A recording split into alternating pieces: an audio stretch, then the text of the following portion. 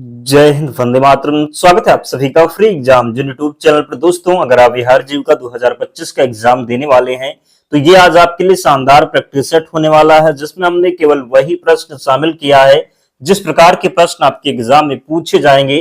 तो आपको सेशन में अंत तक बने रहना है और अंत में कमेंट करके अपना स्कोर जरूर बताना है। तो चलिए सेशन को प्रारंभ करते हैं। पहला शानदार प्रश्न आपके स्क्रीन पर है। पूछा गया है कि जीविका का सामुदायिक व्यवसायिक प्रशिक्षण केंद्र कहाँ है? पटना, गया, मुजफ्फरपुर या फिर इनमें से सभी। तो आपको बताना है कि जीविका का सामुदायिक व्यवसायिक प्रशिक्षण केंद्र कहाँ है। तो राइट आंसर हो जाएगा पटना में भी है, गया में भी है, मुजफ्फरपुर में भी है। तो सही उत्तर हो जाएगा इनमें से सभी। याद रखेंगे, गलती नहीं करेंगे। दूसरा प्रश्न है, जीविका का प्रारंभ किन जिलों से हुआ?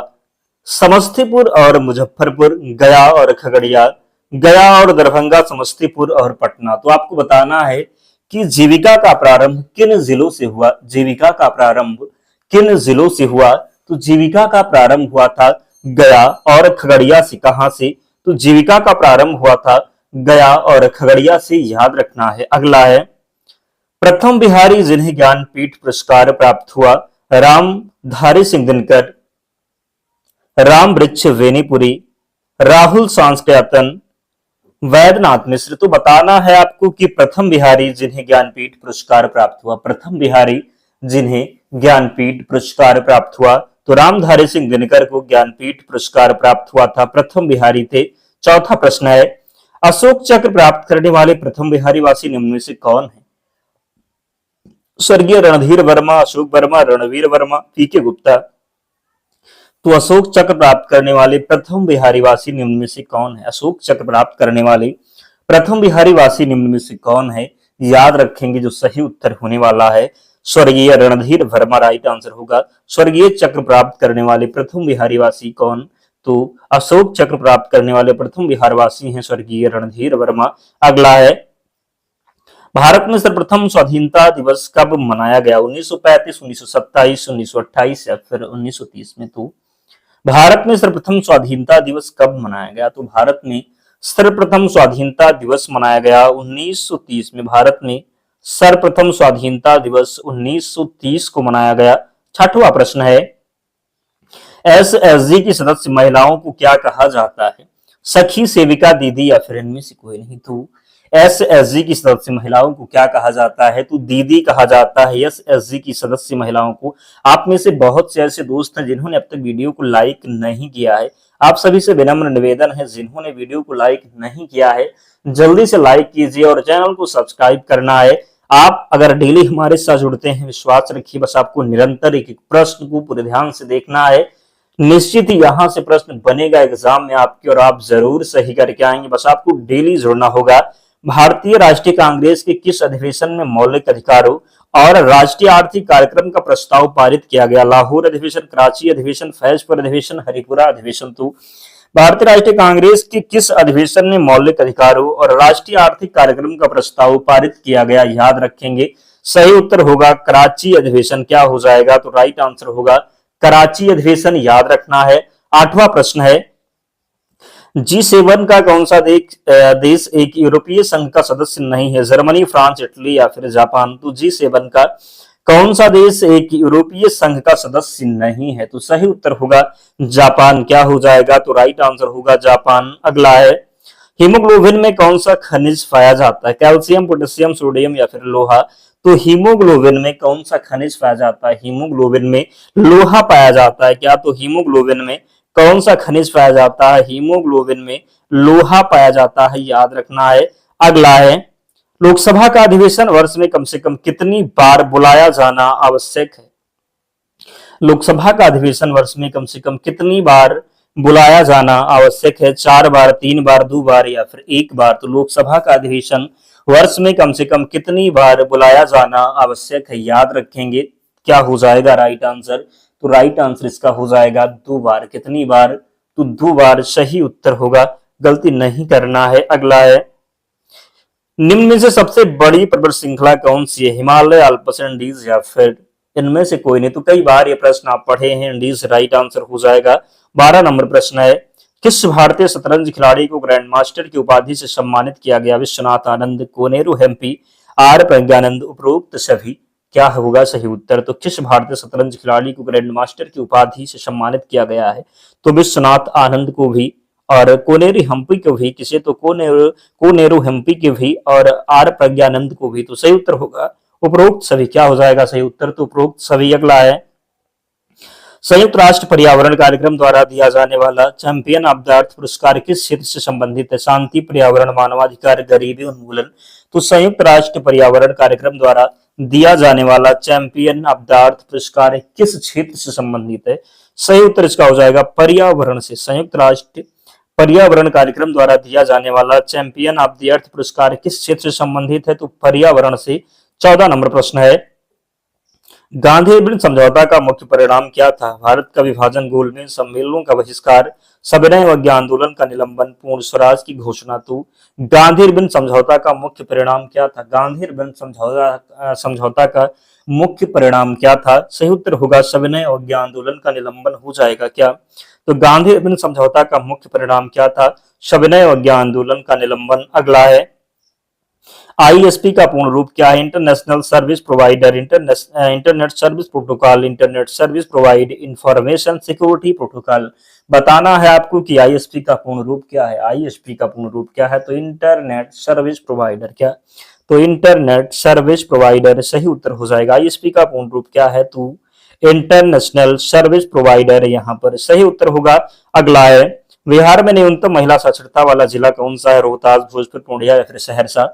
तो बिहार में न्यूनतम महिला साक्षरता वाला जिला कौन सा है? बिहार में न्यूनतम महिला साक्षरता वाला जो जिला है ये सहरसा हो जाएगा। क्या होगा? तो सहरसा होगा। अगला है, बिहार में सर्वाधिक महिला साक्षरता वाला जिला कौन सा है? रोहतास, भोजपुर, पूर्णिया या फिर सहरसा। तो बिहार में सर्वाधिक महिला साक्षरता वाला जिला है क्या? तो रोहतास होगा। क्या?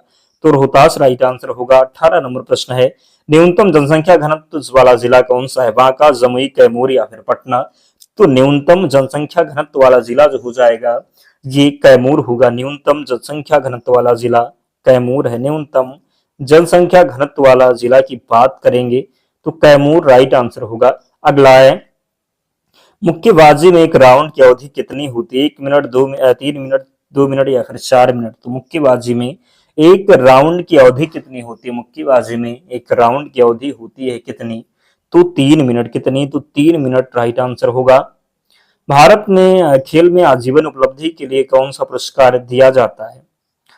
अर्जुन पुरस्कार, ध्यानचंद पुरस्कार, मेजर ध्यानचंद खेल रत्न पुरस्कार, द्रोणाचार्य पुरस्कार। तो भारत में खेल में आजीवन उपलब्धि के लिए कौन सा पुरस्कार दिया जाता है? भारत में खेल में आजीवन उपलब्धि के लिए कौन सा पुरस्कार दिया जाता है? तो दिया कौन सा जाता है? तो मेजर ध्यानचंद खेल रत्न पुरस्कार हो जाएगा। भारत में खेल में आजीवन उपलब्धि के लिए कौन सा पुरस्कार दिया जाता है? तो मेजर ध्यानचंद खेल रत्न पुरस्कार सही उत्तर होगा।